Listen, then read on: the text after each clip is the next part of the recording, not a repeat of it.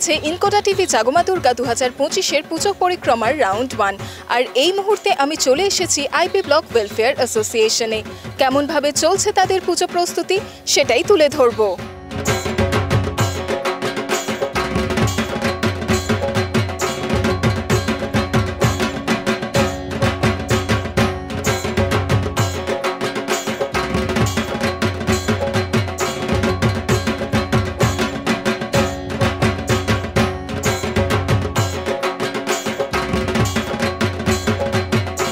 এবার আমাদের ৩৯তম বর্ষ।